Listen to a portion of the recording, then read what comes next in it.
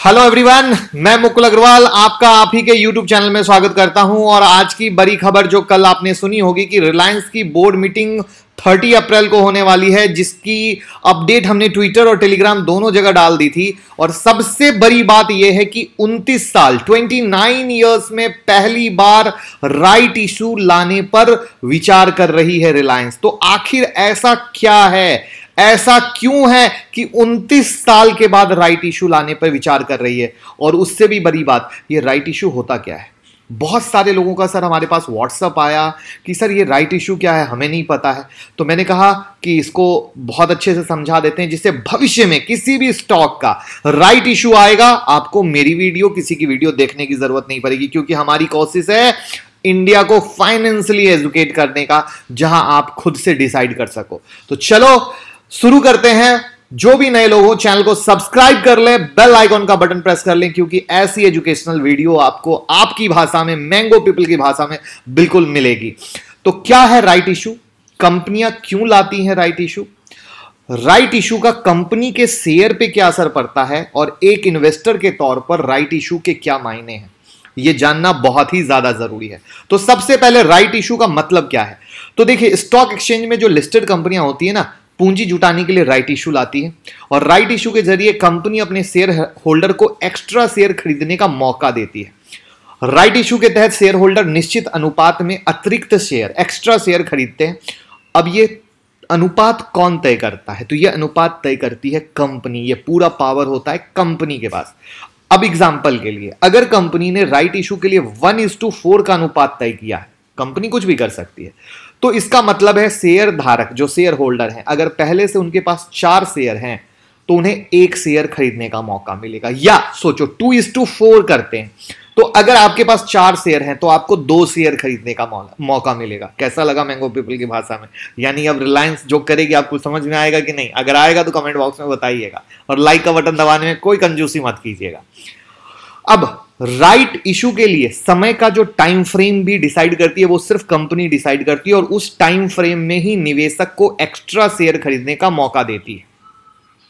अब बहुत ही इंटरेस्टिंग सवाल है कि कंपनियां क्यों लाती हैं राइट इशू?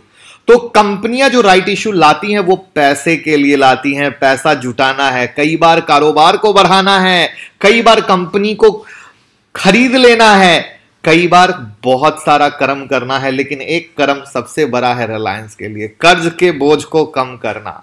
हेडलाइन भी यही है कि रिलायंस कर्ज के बोझ को कम करने के लिए राइट इशू तो नहीं ला रही हैं।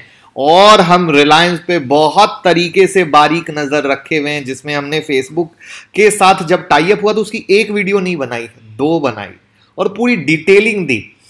क्योंकि जब हम इन्वेस्टर हैं, हम किसी चीज में पैसा लगाते हैं, हमें पूरी जानकारी होनी चाहिए, हमें पूरा नॉलेज होना चाहिए कि हम कहां क्या कर रहे हैं। एग्री करते हैं ना? तो एग्जैक्टली उस पूरी बारीकी को, पूरी चीजों को देने की कोशिश करते हैं। कल रिलायंस की लेवल के भी वीडियो डाल दिए कि रिलायंस किस लेवल से क्या लगता है। नहीं देखा होगा, देख लीजिएगा, कोई बात नहीं। चलिए, अब शेयर पर क्या असर पड़ता है? तो राइट इशू का कंपनी के शेयर बेस पर सीधा असर पड़ता है। राइट इशू के बाद कंपनी का लिक्विडिटी बेस बहुत बढ़ जाता है, और इसके चलते स्टॉक एक्सचेंज में कंपनी के शेयरों की लिक्विडिटी बहुत बढ़ती है। और महत्वपूर्ण बात यह है कि कंपनी के ओनरशिप में कोई बदलाव नहीं होता। इसका मतलब है कंपनी का मालिकाना हक, प्रोमोटरशिप उसी के पास बनी रहती है जो पहले से मालिक थे। अब एक सबसे बड़ी चीज, डिस्काउंट पर मिलता है राइट इशू में कंपनी शेयर होल्डर को कीमत में डिस्काउंट देती है। इसका मतलब क्या है? अगर किसी कंपनी के शेयर की कीमत स्टॉक एक्सचेंज में 1,000 रुपए है, और कंपनी अगर मान लीजिए कि 10% का डिस्काउंट दे देती है एग्जाम्पल के लिए, तो कंपनी के अतिरिक्त शेयर खरीदने के लिए आपको प्रति शेयर सिर्फ कितने देने पड़ेंगे? 10%, 1000 का 10% कितने देने पड़ेंगे बताइए? 900। अब निवेशक के लिए, इन्वेस्टर के लिए क्या है इसका मायना? देखिए, ध्यान से समझिएगा। शेयर होल्डर के लिए राइट इशू में शेयर खरीदना जरूरी नहीं है। कोई ये नहीं कि आपको खरीदना ही खरीदना है। वो चाहे तो अपने राइट इशू का इस्तेमाल कर सकता है, वो चाहे तो ना कर सकता है।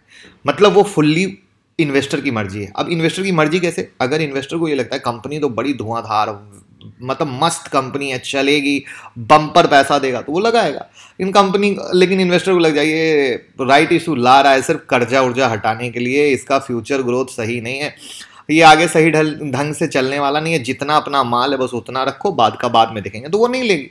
करेक्ट है ना। इवन आप सोचो राइट इशू के बाद अगर कंपनी के शेयर गिर जाए तो वो जितना डिस्काउंट में दे रही है कंपनी, आप उसमें लेना पसंद करोगे या डिस्काउंट वाले में? कमेंट बॉक्स में बताइएगा। कुछ भी हो सकता है क्या? क्रूड के प्राइस जब जीरो के नीचे जा सकते हैं तो कुछ भी हो सकता है कि नहीं? अब क्या ये मैंगो पीपल की भाषा कैसी लगी जरूर बताइएगा, और लोगों के साथ वीडियो शेयर करने में कोई कंजूसी मत कीजिएगा। अब करते हैं खबर क्या है, रिलायंस की पूरी खबर। तो रिलायंस ने 27 अप्रैल को स्टॉक एक्सचेंज को बताया कि वो अगले हफ्ते होने वाली बोर्ड की मीटिंग में राइट इशू पर विचार करेगा। मैंने क्या बोला था? विचार करेगा, अभी ऑफिशियल नहीं आया। कंपनी बोर्ड मीटिंग में अपने मौजूदा शेयर होल्डर को राइट इशू लाने पर विचार करी, लेकिन कंपनी ने यह नहीं बताया है कि वो कितना पैसा जुटाना चाहती है। ये भी तो एक बड़ी बात है ना, कितना पैसा, टारगेट तो कुछ रखेगी, तो वो चीज इन्होंने अभी बताया नहीं है। और इसके लिए रिलायंस को रेगुलेटर की भी मंजूरी की जरूरत होगी। जो रिलायंस के चेयर हैं, मेन है मुकेश अंबानी, वो थर्सडे को होने वाली बोर्ड मीटिंग की अध्यक्षता करेंगे। फिलहाल बीएससी के डेटा के मुताबिक रिलायंस के शेयर होल्डर की कुल संख्या है 23 लाख। कितना है? 23 लाख। और अंबानी और उसके परिवार 50% यानी आधे से ज्यादा हिस्सेदारी पकड़ के बैठे हैं। फेसबुक और जियो की डील के बाद कंपनी का मार्केट कैप 9.1 लाख करोड़ का हो चुका है। अब इसमें राइट इशू जारी करते समय प्रमोटर अपने कोटा के हिस्से शेयर खरीदकर अपनी हिस्सेदारी कम करने से बच सकते, यानी वो जो भी होगा वो अपने हिस्से का खरीद लेंगे, यानी जिससे कि उनका प्रमोटर होल्डिंग पे कोई असर ना पड़े, वो जितनी है एज इट इज बनी रहे। इवन अगर कोई शेयर होल्डर अपने इंडिविजुअल कोटा का शेयर नहीं खरीदता है तो प्रमोटर उसको भी खरीद सकते हैं। कैसी लगी पूरी जानकारी? तो बोर्ड की मीटिंग 30 अप्रैल को होने वाली है। बोर्ड मीटिंग में कंपनी 31 मार्च को खत्म जो क्वार्टर हुआ है और फाइनेंस ईयर के नतीजों की स्टैंड अलोन और कॉन्सोलिडेटेड ऑडिट कराने पर भी विचार कर रही है। तो कैसी लगी कंप्लीट जानकारी? ऐसे ही जानकारी के लिए ट्विटर टेलीग्राम से जुड़े रहें, निफ्टी की वीडियो का मजा लेते रहें। कल भी जो निफ्टी के लेवल दिए थे आज पिन पॉइंट से वहीं से गिरा है एग्जैक्टली। ये सारी चीज़ें सीखने के लिए भी आप 10 मई की ऑनलाइन क्लास ज्वाइन कर सकते हैं। 9708094321 पे आप कॉल कीजिए, बाकी पूरा एजुकेशन का फ़ायदा लीजिए, क्योंकि हमारी कोशिश है इंडिया को फाइनेंशियली एजुकेट करने का। Thank you so much.